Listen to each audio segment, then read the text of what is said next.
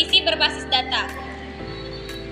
Supervisi berbasis data adalah pendekatan supervisi yang menggunakan data kuantitatif dan kualitatif sebagai dasar dalam proses pengawasan, pembinaan, dan evaluasi. Adapun tujuan supervisi berbasis data seperti meningkatkan kinerja individu dalam organisasi, mendukung pengambilan keputusan yang objektif, meningkatkan akuntabilitas, mengidentifikasi masalah dan merancang solusi yang tepat, meningkatkan efisiensi dan efektivitas proses supervisi, membantu perencanaan dan evaluasi yang lebih baik, mendorong perbaikan dan keberlanjutan, meningkatkan kepuasan dan keterlibatan pihak yang diawasi, mendukung transparansi dan komunikasi, meningkatkan mutu pendidikan layanan.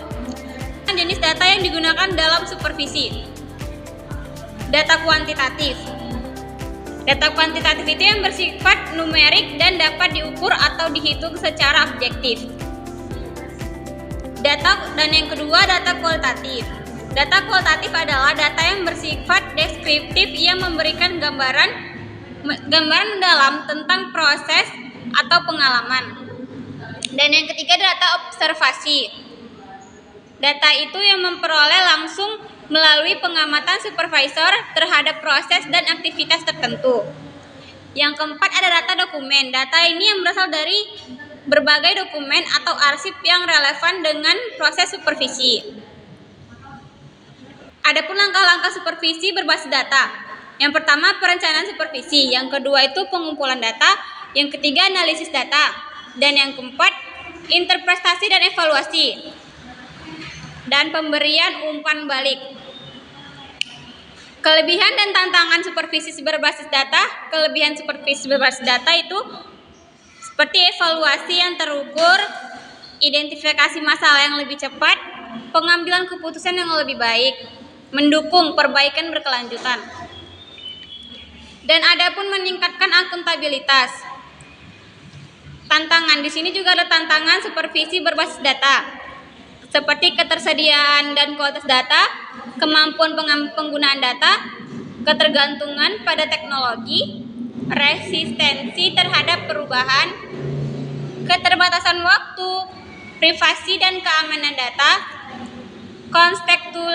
kontekstualisasi data. Nah, di sini kami juga ada membahas tentang studi kasus supervisi berbasis data. Studi kasusnya itu seperti apa? Studi kasusnya itu seperti dengan judul meningkatkan kualitas proses pembelajaran melalui supervisi berbasis data di sekolah Alif Inayah. Sekolah Alif Inayah itu menghadapi masalah penurunannya prestasi belajar siswa pada mata pembelajaran matematika selama 2 semester terakhir. Dengan nilai rata-rata siswa menurun sebesar 15%. Sementara tingkat kehadiran siswa itu stabil. Kepala sekolah juga menggunakan keputusan pendekatan supervisi berbasis data untuk menganalisis akar masalah yang dapat memberikan solusi yang tepat. Dan dia itu menyusun langkah-langkah perencanaannya bagaimana, pengumpulan data, analisis data, interpretasi evaluasi, dan pemberian umpan balik, dan memberikan rekomendasi pelaksanaan tindak lanjut, refleksi dan evaluasi ulang. Maksudnya perencanaan itu dia meningkatkan rata-rata nilai matematika siswa sebesar 20% pada semester berikutnya. Pengumpulan data itu dia menggunakan data kuantitatif seperti nilai rata-rata siswa diambil dari semester administrasi sekolah, termasuk distribusi nilai rendah, sedang, dan tinggi. Analisis data itu yang bagaimana? Seperti menilai nilai rata-rata ujian siswa menunjukkan kelemahan pada topik pecahan dan presentasi. Interpretasi evaluasi itu sebagai masalah utama yang harus diidentifikasi. Metode pengajarannya itu kurang, dan siswa itu sulit memahami materi yang dijelaskan sama guru tersebut. Dan adanya umpan balik itu seperti kepala sekolah memberikan laporan supervisi kepada guru matematika disertai data kuantitatif dan hasil observasi. Dan guru tersebut itu diajak berdiskusi untuk memahami hasil analisis dan mencari solusi bersama.